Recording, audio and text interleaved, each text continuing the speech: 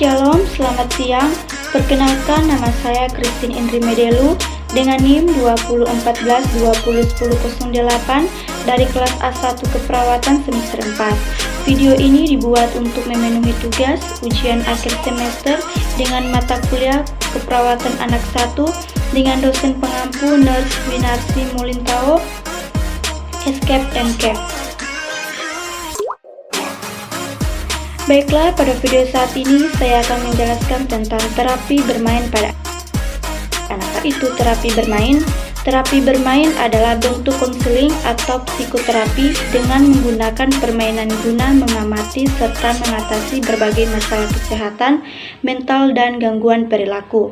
Terapi ini utamanya digunakan untuk anak-anak berusia 3-12 tahun.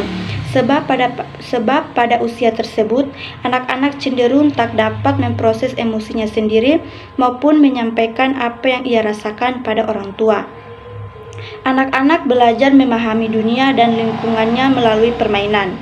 Kita bermain, ia dapat dengan bebas menunjukkan perasaan batin dan emosinya terdalamnya. Dalam terapi bermain, seorang terapis pun akan menggunakan waktu bermain untuk mengamati dan memahami masalah yang dialami anak.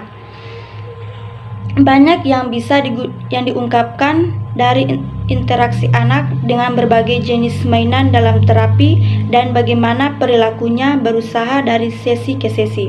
Selanjutnya, terapis akan membantu anak mengeksplorasikan emosi dan menangani trauma yang belum terselesaikan. Melalui permainan, anak-anak dapat mempelajari mekanisme coping atau cara individu menyelesaikan masalah dan mengatur kembali perilakunya dengan lebih baik. Terapis pun akan menggunakan hasil pengamatan tersebut sebagai panduan untuk langkah selanjutnya. Terapi yang diberikan akan disesuaikan dengan kebutuhan masing-masing anak.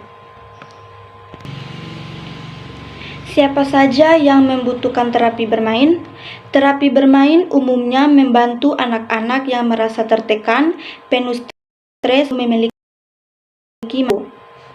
Adapun kondisi anak-anak yang membutuhkan terapi ini antara lain: 1. Menderita penyakit kronis, menghadapi prosedur medis atau mendapat perawatan paliatif. 2. Mengalami keterlambatan perkembangan atau ketidakmampuan belajar. 3. Adanya masalah perilaku di sekolah. 4. Menunjukkan perilaku agresif atau kemarahan yang berlebihan. 5. Memiliki masalah keluarga seperti perceraian, perpisahan, atau kematian anggota keluarga terdekat.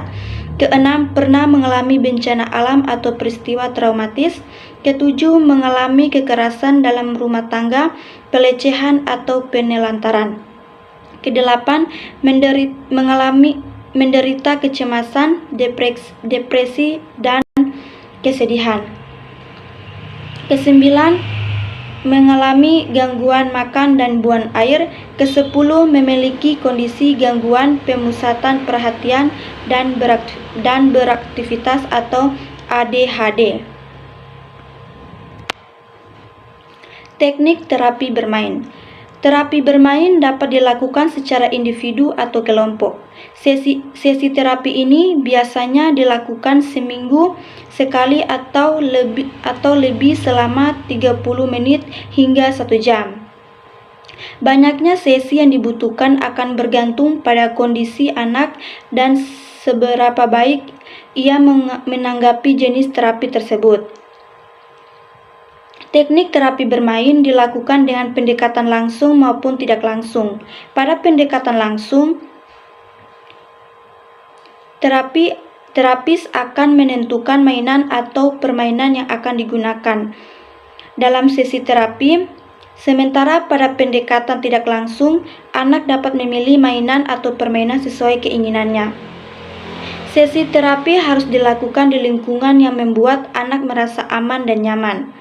Terapis pun dapat menggunakan teknik terapi dengan melibatkan: yang pertama, visualisasi kreatif; kedua, mendorong; ketiga, bermain peran; keempat, telepon mainan; kelima, topeng-topengan atau mainan binatang; ke-6 boneka atau action figur, ke-7 seni dan kerajinan, ke-8 permainan air dan pasir, ke-9 blok dan mainan konstruksi, ke-10 tarian dan gerakan kreatif, ke-11 permainan musik.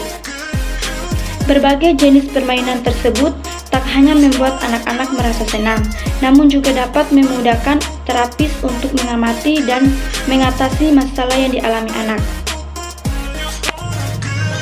Manfaat terapi bermain.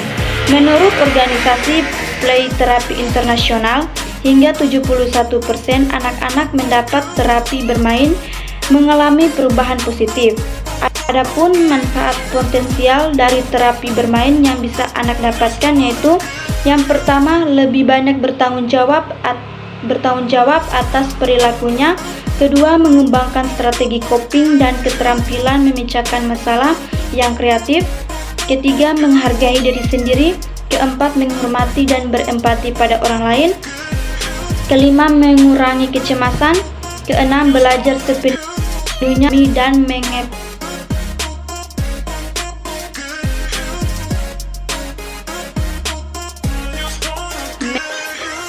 Ketujuh, memiliki keterampilan sosial yang lebih kuat. Kedelapan, hubungan keluarga menjadi lebih kuat.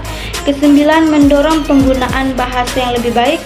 Kesepuluh, meningkatkan keterampilan motorik halus dan kasar. Baik, terima kasih. Itulah penjelasan video singkat dari materi tersebut. Baiklah, pada saat ini saya akan mempromosikan kampus saya, yaitu kampus di Universitas Pembangunan Indonesia Manado. Adik-adik yang baru lulus SMA atau SMK yang mau mencari tempat kuliah dengan fasilitas dan biaya yang terjangkau namun dengan tenaga pendidik yang profesional, mari bergabung bersama kami di Universitas Pembangunan Indonesia Manado. Kampus kami mempunyai 6 program studi. Yang pertama, Fakultas Keperawatan, Fakultas Pertanian, Fakultas Politik dan Sosial, Fakultas Sastra, Fakultas Teknik, Fakultas Hukum. Jangan ragu-ragu, mari bergabung bersama kami di Universitas Pembangunan Indonesia Manado. Kampus kami juga menyediakan pelayanan bidik misi. Untuk info yang lebih lanjut, silakan hubungi link di bawah ini. Sekian dan terima kasih.